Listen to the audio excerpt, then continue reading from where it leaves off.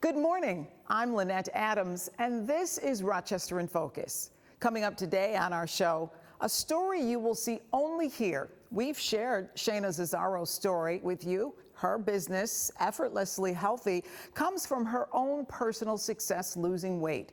You may recall she's lost 50 pounds 3 times. She has another big announcement. She's been crowned Mrs. Rochester, and drum roll please, she's now vying for Mrs. New York and hopes to go all the way to the top and become Mrs. World. All last week, the world mourned the loss of Pope Francis. You'll hear from Father Thomas Maul, a fixture here on News 10 NBC, his reflections on the life and legacy of Pope Francis and a look to the future. Joseph Lynch, who owns Premier Community Relations, and the Mental Health Association's Courtney Trawitz will tell you about a star-studded weekend starting Friday, focusing on mental health. Some big names in sports will be here, and it includes fun for the entire family. So what do shopping, planting, good food, and fun all have in common? Well, it's what Ashley Sneed is promising for her second annual Plant Your Promise event Saturday. Last year, the event sold out. After you hear what it's all about, you may want to hurry and get your tickets.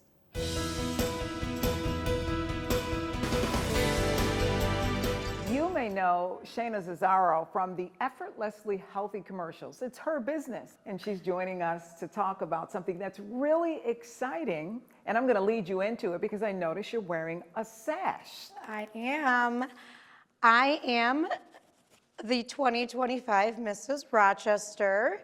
I have decided to do the Mrs. New York pageant. It is on June 15th from 2 to 4 at the RIT Inn and Conference Center. And the winner of the pageant will become Mrs. New York.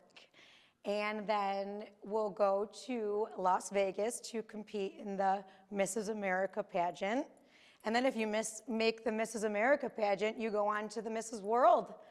So just one of the amazing, crazy things I'm doing with my life. Here I am. Well, let's talk about that. This is so exciting that you've decided to join the pageant world. Why? So I was on the fence about it because I've never considered myself to be a pageant girl, and I didn't really know what it entailed. You know, I've been a CEO of a business for the past 12 years, and I'm a mom and I'm a wife, but I've never considered myself to be a beauty queen, if you will. But then I realized there's so much more to doing a pageant, and there's so much more than just being a beauty queen. These women are brilliant, and they have stories, and they are out there to inspire and educate and to really do good for the world. So what made me really decide to go for it was I spoke on a panel at the Elevate Women Summit a few weeks ago, a wonderful women in business summit. And at the end, there was a happy hour, and I was standing in the bar area, and I had like 15 different women come up to me and say, "You were so inspiring to me. You were so real. You were so raw. I would love to get to know you. I would love to know your story more. Thank you for what you said. We could tell you were genuine." And right there, I was like, the world needs Shayna to go out there and share Shayna's story to inspire, motivate young women, women my age, women older than me, everyone, that you can do it. And one thing before the panel that really is embedded in my mind, it is a statistic that I cannot believe. So only 1.9% of all women-owned businesses make it to $1 million a year of revenue. And if I could do it, I think I can help other people do it too. We were talking earlier about your philosophy in terms of how you've achieved what you've achieved.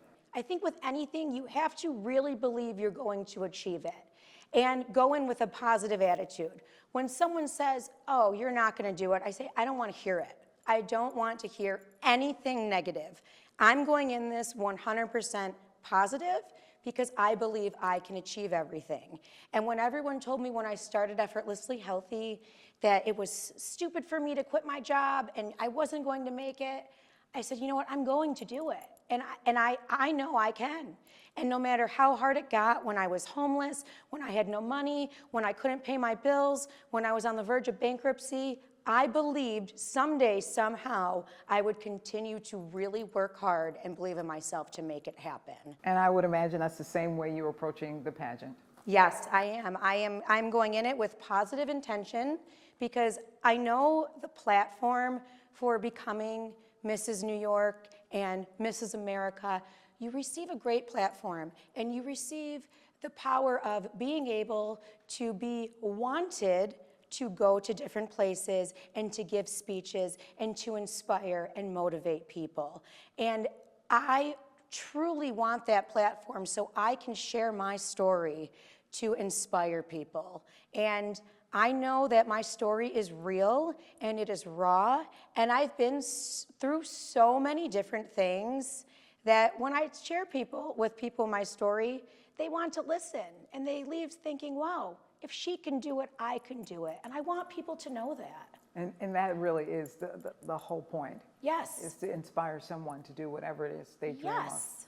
You are an inspiration. Thank you. I And appreciate it's a pleasure that. to talk with you. Thank and we'll be you. right back.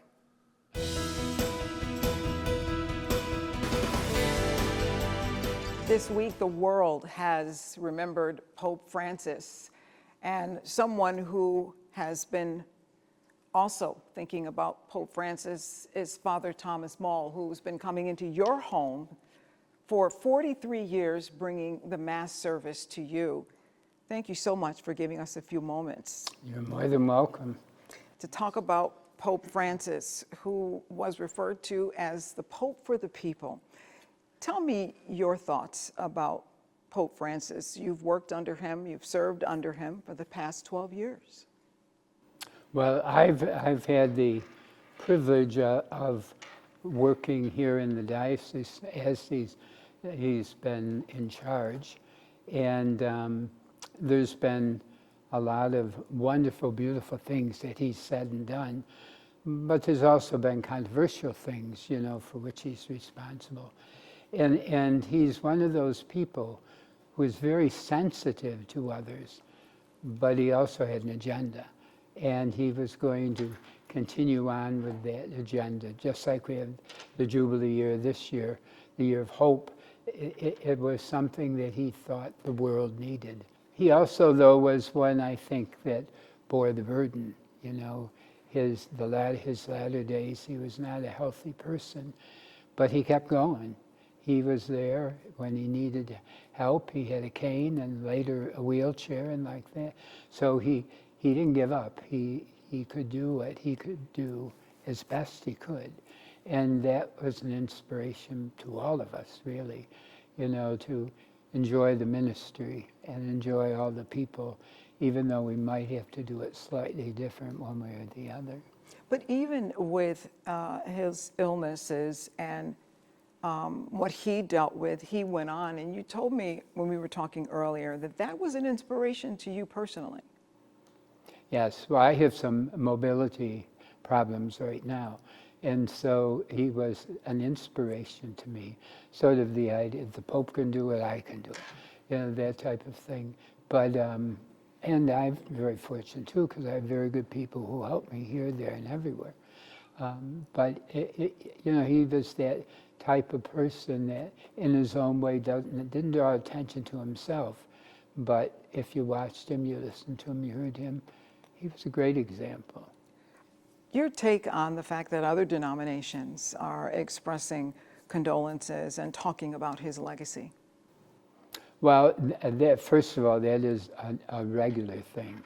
But because he is, that position is respected. As Catholics, we respect all of the other leaders of religious communities. And because of that, there's sort of the mutual admiration society, if you would. And so there's a very close, beautiful bond between the religious leaders where they do pray for one another. They gather to pray together periodically. And this Pope particularly was very strong in the intercommunion, gatherings and like that. Your thoughts about the next Pope? Well, that's always a question and very often a surprise. the process is already going. The cardinals meet every day, and they're talking about their understanding of what the next pope should be, what his attitude should be, what is he progressive, is he not. When they get into the conclave, you know, they sort of begin to sit down and actually get to know whether, even though there's only 140 some of them, they don't know one another. So it's an opportunity for them to sit down, to talk, and to see who might fit into the category they sort of predetermined. But the bottom line for us, we believe, is the Holy Spirit. It's the Holy Spirit that's going to inspire them to go this way, to go to this one or to that one, but to leave it open to a possibility. And so in their prayer, no matter where they stand and what they want, they are open to that. And if you read about past conclaves, you see where that actually happened, because the person who would never get elected got elected. So we judge that to be the Holy Spirit's choice. All right. Father Maul, thank you for your service. Thank you. And thank you for joining us to talk about Pope Francis. You're welcome. Thank you for inviting me. And we'll be right back.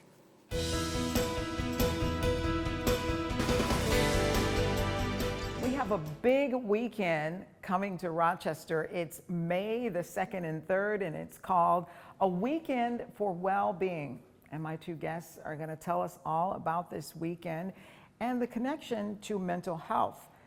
Joe Lynch is the founder and CEO of Premier Community Relations, and Courtney Trawitz is the Director of Development and Communications for the Mental Health Association. Thank you both for being here. Thank you. Thank you. Joseph, tell us what this is all about. So this came about due to a personal connection in my life. In 2018, I lost a very important person to me to suicide. Grew up in a very religious home. So I wanted to just raise some awareness and some opportunities to get some resources in place to help those that feel lonely and in need. And by doing so, bringing home some local Rochester athletes and having them partner with our community. As we know, we've had a lot of people from Rochester make it to the pros. We have a lot of people that are celebrities locally who want to give back. And so reached out to Courtney and reached out to Val, and we put together this amazing weekend for next weekend, and looking forward to raising awareness and some proceeds to benefit the people that are struggling with mental health. So Courtney, how valuable is it to raise awareness of mental health in today? It's incredibly valuable. I think we all have been touched in one way or another with mental health, whether it's ourselves, a family member, a loved one. And it's just so important to really bring those conversations to light and really bring mental health from the shadows kind of into the spotlight and let people know, hey, it's okay to not be okay. It's okay to have these conversations. So Joe, talk a little bit about what we can expect. Yeah, so Friday night we have what's called the Stand Up for Mental Health Gala. It is a semi-formal gala. It's not really a black tie affair. And the reason we're calling it Stand Up for Mental Health is we're going to have a very nice sit-down dinner at Eagleville Country Club. And right after dinner, we're going to have 3 comedians, 2 local comedians, Dario Joseph and Megan Rose. And then we have headliner Jessie Mae Peluso, who's coming in from Los Angeles. She was on Netflix. She did a show there. But she's out of the Syracuse area, and she's coming back home to support this cause. She's a big advocate for it. And after all is said and done with the comedians, we're going to do some awards. We're going to award some community members with their mental health support. And then we have a band called the Transport Plan, and we'll open up the dance floor and just have a party to celebrate mental health awareness on Friday night. So that's our big event on Friday night. I'll let Courtney kind of talk about the afternoon on Saturday, because that's something that the Mental Health Association is putting on for the youth of Rochester. Yeah, absolutely. So Saturday afternoon at Gates Tri-Lane Middle School will be Positive Play, a youth basketball clinic, and it's really geared towards boys and girls, I think 7 to 18, so a wide range there, to really partake in skills training, learn more about teamwork, discipline, because those all really tie into mental health themselves. and just really have a good time and really realize that there is connection and teamwork there that can, you know, support you through your mental health.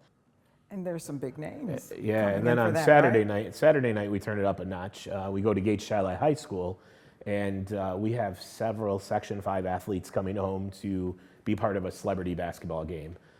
So one side is Team Blue, which is being coached by Roosevelt Bowie, Syracuse Orangeman, Kendall graduate. The other side is being coached by Sierra Dillard, Gage Shiloh graduate, WNBA star, professional basketball player overseas. And both teams are being captained by former Section 5 All-Stars, John Wallace from Greece, who's an NBA veteran, and then Tim Redding from Churchville Shiloh. And both teams are filled with local Section 5 men and women. So Courtney, I know we were talking earlier that everyone has been affected by, if not a mental health crisis, some sort of mental health issue. Absolutely. We've all been touched by it, whether it's ourselves, a family member, a loved one. Just being able to have those conversations with folks in the community and say, hey, I've been there too. Let's connect over this. This is what's worked for me. Maybe it'll work for you. I think that's just a really huge opportunity, again, to bring these conversations in mental health to the forefront. And how can people get the tickets? Absolutely. So they can visit our website, mharochester.org.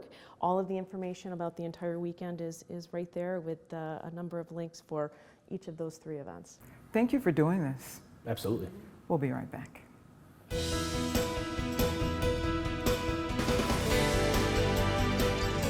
Today we're talking about an event called Plant Your Promise. It's a social event with a purpose, I guess we could say. And the creator of this event is Ashley Sneed, and she's joining us now to tell us all about this event happening on May the 3rd. First of all, tell us, what is Plant Your Promise? So Plant Your Promise is a time for everyone to come together, men and women, right? It's men, plant daddies, where you at? You can come too. For men and women to come together to learn something. I use plants to show the growth, to show the equivalence of our life and how plants show us, teach us, make us learn all of the things that we need for our life survival. And so people will come. Give us an idea of how the night will go. So they'll come in. We have some shopping this year. I have vendors because Mother's Day is the next weekend, so I thought that would be awesome. So we'll come in.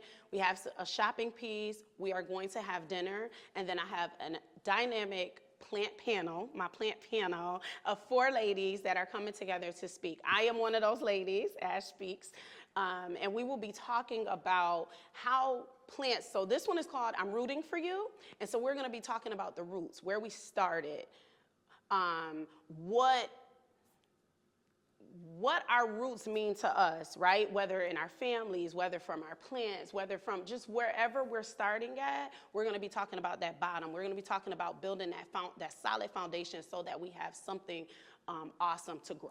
So where did this all start? 2020, when everybody was stuck in the house, I like to say in jail, right? Because we couldn't come outside. The only place that was open was the grocery store. So I would go to Walmart a whole lot, and I would get a whole bunch of plants because that was the only thing that kind of caught my eye, right? I had all the food I was going to eat. I'm tired. What am I going to do? Plants. So I got a whole bunch of flowers. I got a whole bunch of plants. I killed them every single time. I spent so much money doing it, but I killed them every single time. And over time, about 2022, so it took me 2 years to get there, but 2022, I really started to see my plants grow. And I would keep buying them. I never gave up. And so it kind of taught me perseverance. Keep going, keep going, keep going. And then eventually something will happen. And so I'm glad that I never gave up because now I have a living room full of plants. I have a salon full of plants. And people are like, they know me as like a plant lady, right? Even though this is probably somebody else's dream in life, for me, this is what I've become, right? Everybody knows Ashley, oh, she loves plants. She loves the color green. My hair is green. It's a thing, right? And so as I started to grow my plants, as I started to see little peaks of growth, as I started to learn about the different dirt, as I started to learn about, different pots and the potting and the settings and the watering cycles and stuff like that, I started to see, oh, this is me. Sometimes I'm thirsty. Sometimes I need more water. Sometimes I need less water. Sometimes I'm hungry, so we have plant food, you know, and the more I start to put my energy into it, the more it started to grow. I sing to them, I dance with them, I talk to them. They all got names. Like, it became a thing. And so my plants are like people in my life. I've created a whole nother world, but that world teaches me so much about the real world out here. So it really is about growth, your own growth, the roots where you come from, and how solid those roots are. And that can determine your success in life, right? Absolutely. And just understanding that you can always start over, right? So with that root, I may pop off a piece of this plant and be able to root it to start a whole nother family somewhere else, right? So that's me coming away from my parents, getting married, having children, having grandchildren, and starting my own lineage, you know, and my own legacy. And so I'll be able to do that. And it's the same thing with the plants, and that's what it taught me. And so how can people take part? So you can go on Eventbrite and just go under Plant Your Promise 2. Or you can find me on social media. I am Ashley Antique Sneed. There are some tickets available. They are $40. It comes with dinner, it comes with planting, and like I said, there will be some vendors there, so bring a couple extra dollars so that you can spend some money on your parents or your children or whoever. And it's happening 215 Tremont Street? 215 Tremont, door 3. Door 3, yes. All right. At the Rafa Tactical space. Awesome, Yes. Awesome. It's called Plant Your Promise. It's May 3rd. Don't wait to get your tickets. Get them now. And we'll be right back. Thank you.